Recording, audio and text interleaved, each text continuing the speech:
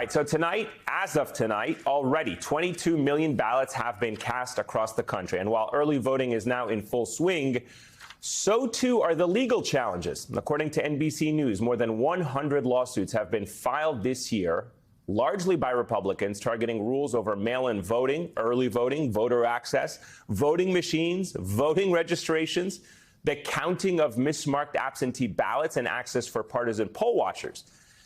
All of this is echoing the tactics that perpetuated the election in 2020 by Trump and his allies in their effort to overturn the results of a free and fair election. It is the most litigation ever before an election, and it's likely a preview of a potentially contentious post-election landscape. And here's why. The 2020 election effort was an ad hoc response fronted by a collection of ill-prepared conservative lawyers. You remember their names, Sidney Powell, Rudy Giuliani, and his hair dye. But this year's effort is actually more formalized. It's well-funded. It's actually very well organized. Republican Party officials say they're actively preparing for recounts, contested elections, and even more litigation.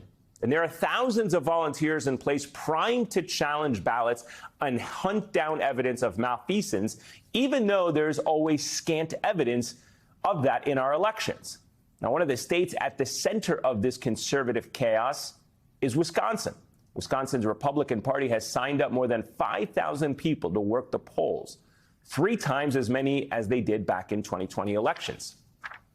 Frontline election workers say that they are facing aggressive questioning of long-standing election practices from voters skeptical of fraud. And we have to remind you, there isn't significant fraud in this country. And the executive director of the Milwaukee Election Commission says that she's even gotten death threats. Now, to counteract some of that, just last night, President Obama rallied an electric crowd in Milwaukee, campaigning for the Democratic ticket that includes Mandela Barnes, Tony Evers, and our next guest, Wisconsin Attorney General Josh Kaul. Watch. Mandela's opponent has done more than just about anybody in Congress to spread conspiracy theories about the 2020 election. You've got Republicans in the Wisconsin state legislature trying to give themselves power to do whatever they want. Here in Wisconsin, already the map is so gerrymandered. And if they pick up a few more seats in both chambers, they'll be able to force through extreme, unpopular laws on everything from guns to education to abortion, and there won't be anything Democrats can do about it. Now, right now, the only person standing in their way is Tony Evers. And that's part of the much larger fight ahead in the state of Wisconsin. Due to years of unchecked redistricting, Wisconsin is so heavily gerrymandered in favor of Republicans that the state GOP is now within reach of a supermajority in the state legislature, which, according to Mother Jones, would give them remarkable power to override the governor's veto and implement an extreme and unpopular agenda on issues ranging from guns to education to abortion. It could even give them the ability to overturn the results of elections. Everything, and I mean everything, is on the line in this election. When people like President Obama say democracy is on the ballot, it is not hyperbolic. He is not exaggerating. He is being dead serious.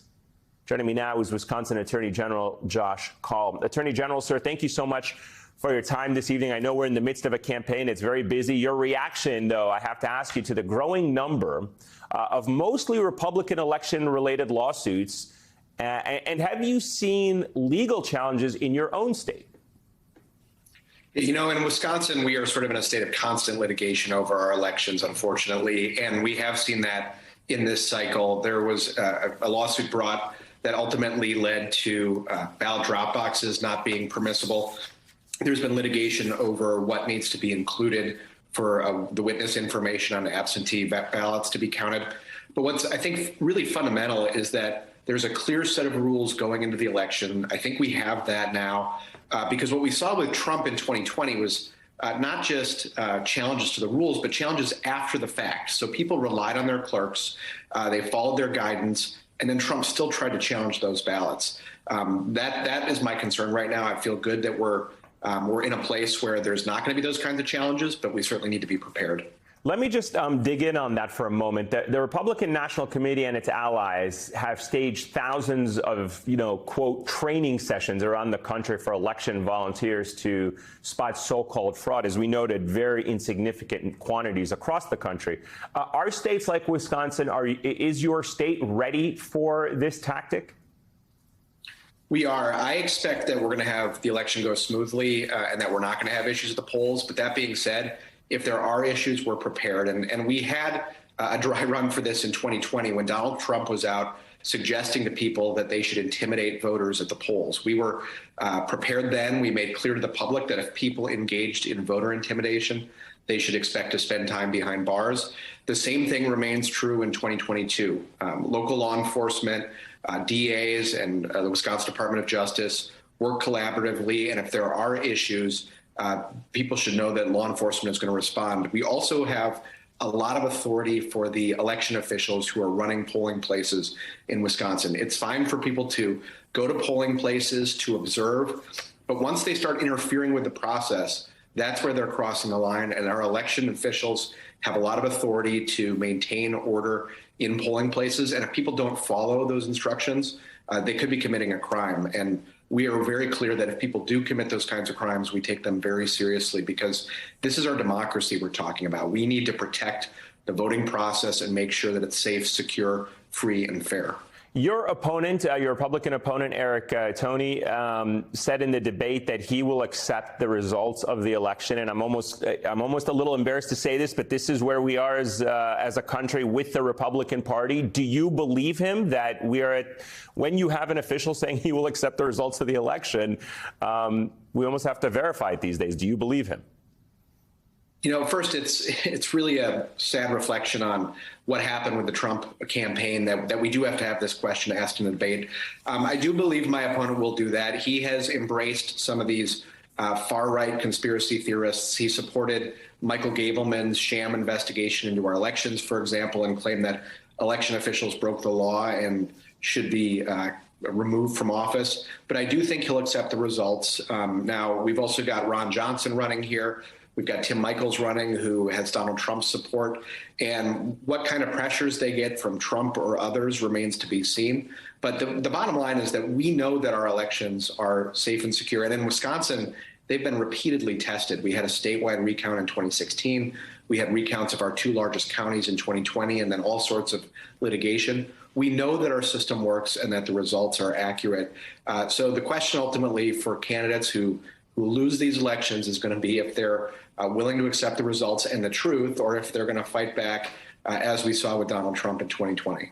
Let me ask you about President Obama. He campaigned with you last night and the entire Democratic ticket in Wisconsin. What does it mean to have the support of the former president? Obviously, having any president is incredible in a campaign, but somebody like Barack Obama, who is widely considered to be an amazing orator, a great politician, just a master communicator.